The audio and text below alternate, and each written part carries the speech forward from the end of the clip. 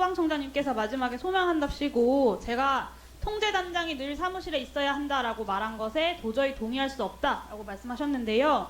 저는 정위치 근무했냐고 물어봤습니다. 근데 그것을 늘 사무실에 있어야 한다는 식으로 교묘하게 물타기 하시려고 하시면 안 됩니다. 의원들, 국민들이 세부적 규정을 잘 모를 수 있다고 이러시면 안 된다는 말씀을 드리고요. 이미 아침 통제단 가동으로 비상근무 중이었습니다. 그리고 중통단 근무 편성 발령한 내용에도 응소 이후에 작전실 근무가 원칙입니다.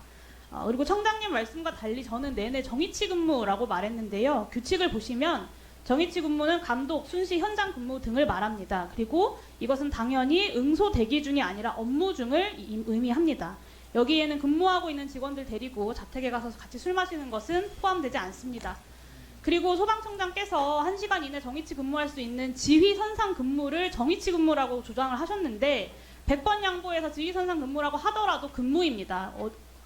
근무 시간에 간부들 불러다가 격려차 술을 마시는 것이 적절한가? 봉화에 간부들이 매몰되어 있어서 국민들 모두가 전전긍긍하면서 상황을 보고 있었는데 중통단장이 친한 고위 간부들 불러서 술 마시는 것은 근무가 아닙니다.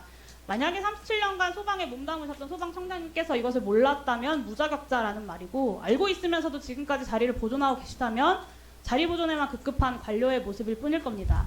저는 이 사태를 그냥 밝혀진 것을 그대로 둔다면, 그리고 문제가 없다는 소방청장의 말을 국회가 그대로 수용한다면 현장에서 늘 고생하는 6만 소방공무원들의 명예는 훼손될 것이고요. 그리고 앞으로 국민들이 이런 재난재해 사고가 터졌을 때 소방청에서 통제단 가동했다는 뉴스를 접할 때 뭐라고 생각하시겠습니까? 그리고 청장이 술을 마셔도 문제가 없다고 했으니 앞으로 누가 통제단 가동 중에 근무지 이탈하고 술 마셔도 지금처럼 징계도 못할 겁니다.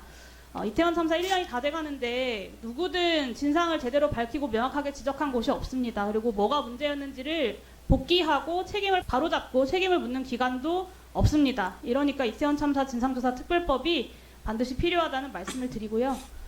네. 죄송하지만 제 이제 다른 길을 주시면 되는 거 아닙니까? 끝나고 아닙니다. 제가 사실관계를 네, 묻겠다고 하십시오. 말씀드렸습니다.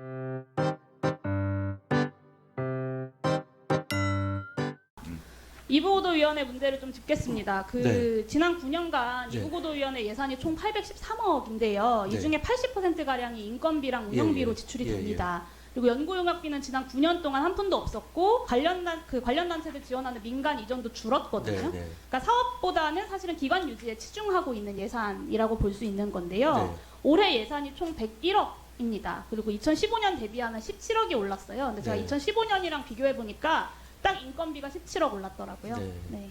그러니까 인건비만 증액하고 나머지는 다 감액하면서도 명예직 수당에 해당하는 또 일반 수용비는 올랐거든요.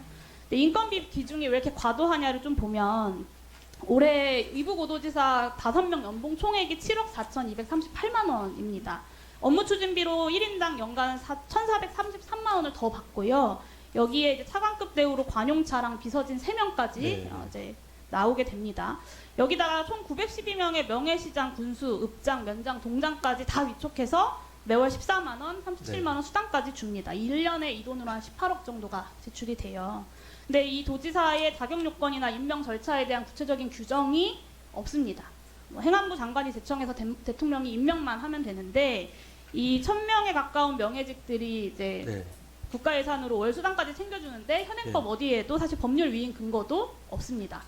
저는 이 이부고도위원회가 우리 헌법상 필요한 기구라는 것에 공감합니다. 동의하는데 이렇게 1,000명에 가까운 이부고도지사 그리고 명예시장들 수당 챙겨주라고 있는 곳은 아닌 것 같습니다.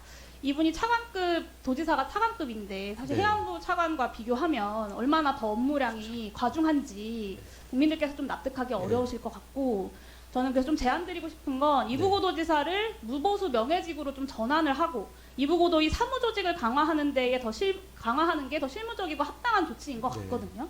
그리고 법률 위임 규정도 없이 명예시장들, 동장들 위촉해서 수당 주는 것도 네. 폐지해야 된다고 좀 보입니다. 그리고 통일부와의 정복 업무도 좀 조정할 네. 필요가 있어 보이고요. 이 세수결손의 예산 졸라매기를 지금 윤석열 정부가 하고 있는데 사실 R&D 예산, 지역화폐 예산, 일자리 예산, 사회적 약자 네. 예산, 사회적 경제 예산 여기저기서 다 국소리가 나는 중인데 깎여서 관변단체 보조금이나 이런 이부고도위원회 수당 예산은 다 올라가고 있다는 것을 국민들께서 납득하실 수 없을 것 같습니다. 그래서 이 국정 운영 기조에 맞게 소신 있게 맺은 말 잘 지켜주시고 이부고도도 네. 네, 위원님 말씀에 상당 부분 공감하고요. 말씀하신 것처럼 헌법상의 그런 지위 때문에 어쩔 수 없는 면은 있는데요. 지금 지적해 주신 대로 그 뭐 무보수라든지 그다음에 이 통장의 자격 문제라든지 이런 거는 전반적으로 한번 검토를 한번 해보겠습니다.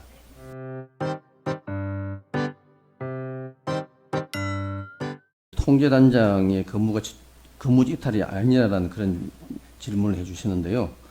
사실 그 통제단이라고 하는 것은 이제 평시에 있는 소방청 조직으로 이렇게 직접 대응할 수 없거나 또 특정 사고 현장에서 뿌리는 어떻게 보면 이제 그 소방청장의 거기에 지휘 조직입니다. 그래서 사실 그날 29일 당일 날은 이제 계산에 지진 사고 있었고 또 봉화 그 광산 그 매몰 사고의 그 상황 관리를 위해서 저희 소방청에 그 통제단을 가동을 했습니다. 가동을 했고 사실 통제단을 꾸리면 통제단장은 한 사람입니다. 왜냐하면 밑에 직원들은 상호 교대 근무를 할 수 있습니다만은 통제단장은 1인이기 때문에 그 통제단이 일주일씩 갈 수도 있고 20일씩 갈 수도 있습니다. 그러면 이제 영예인 의원님들 말씀을 빌리면은 결국은 통제단장이 혼자서 360일 근무를 했다는 얘기인데 사실 그거는 저는 그렇게 생각하지 않고 왜냐하면 어차피 통제단장이 하나 기관장으로서 일근 근무를 수행하면서 늘 지휘선상 개념입니다. 그러니까 늘 상황 보고를 받으면은 대응할 수 있는 체계만 갖추면 된다. 저는 그렇게 생각하고요. 그 의원님 말씀대로 기관장이 그 통계단을 꿀딱 해서 거기에 사무실에 계속 360을 있어라. 이런 개념은 좀 제가 좀 받아들이기 어렵다는 말씀을 드리고요. 언론 보도에는 제가 그날 막 술에 만취가 돼가지고 막 그 이태원 참사를 제가 미처 제대로 대응 못한 것처럼 이렇게 보도가 됐습니다만은 사실 그날 22시경에 직원들이 모여서 그때부터 식사 자리를 했었고 그래 하는 과정에서 제 기준으로 보면 제가 한 반주 한 2잔 정도 제가 먹었는 게 기억나는데 사실 그걸로 인해서 저희들이 22시 52분에 제가 상황 보고를 받고 바로 자리를 파하고 바로 이태원 참사 초동 대응을 했기 때문에 이태원 참사에 그로 인해서 전혀 초동 대응에 기장을 준 일은 없다 그렇게 말씀드리겠습니다. 예, 알겠습니다.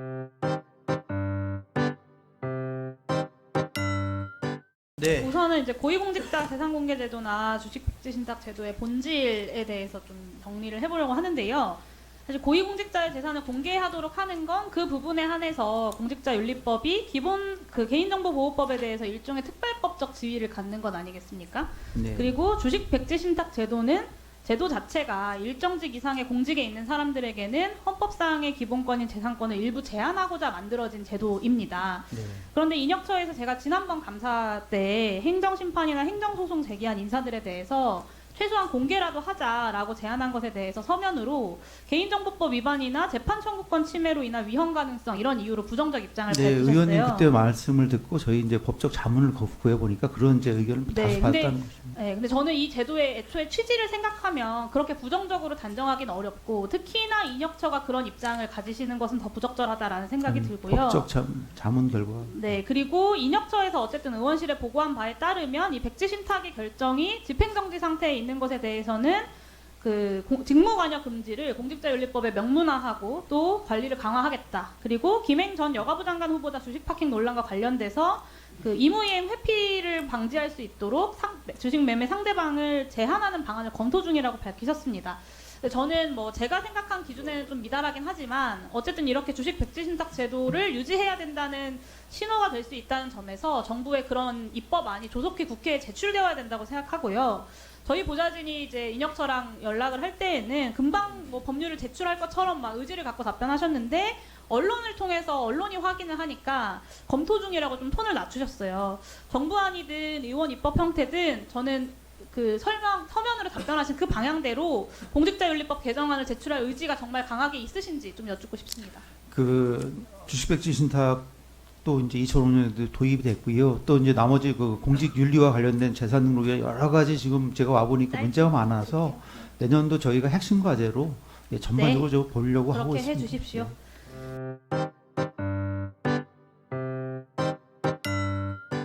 네, 이상민 장관님 이번에는 그 지자체 교통교부세 정산분 관련돼서 좀 네네. 질의하려고 하는데 22년 9월에 감사원이 그 행안부 정기감사하면서 여러 이제 지적사항들을 좀 네. 했고 교통교부세가 정산분 관련돼서도 행안부가 이거를 일정 부분 수용을 하면서 올해부터 바뀌는 게 이제 정산분을 전액 반영하냐 분할 반영하냐 아니면 분할할 거면 그 비율을 어떻게 정할 거냐 네. 이런 거를 처음으로 기준을 공개했어요. 근데 이제 신규 정산분은 이 기준이 밝혀졌는데 22년에 넘어온 2월 정산분에 대해서는 여전히 좀 행안부가 아는 기준으로 전액과 분할을 정했거든요. 그리고 2월 정산분 전액 분할 반영 기준에 따르더라도 거기서 예외되는 지자체를 제가 발견을 했어요. 근데 이게 무슨 상황이냐면 행안부가 이제 매년 정산분 배분 기준을 자의적으로 바꾸고 있어서 사실 지자체 간의 형평성 문제도 있고 재정 운영의 안정성도 침해되고 있는 상황이어서 지자체들이 소가리를 하고 있는 상황이지 않습니까? 제가 제안드리는 건 뭐냐면 이 정산분 배분 기준을 시행규칙을 포함한 법령에 좀 명시를 해서 명문화하는 것이 어떤가 라는 제안을 드리고 싶고요.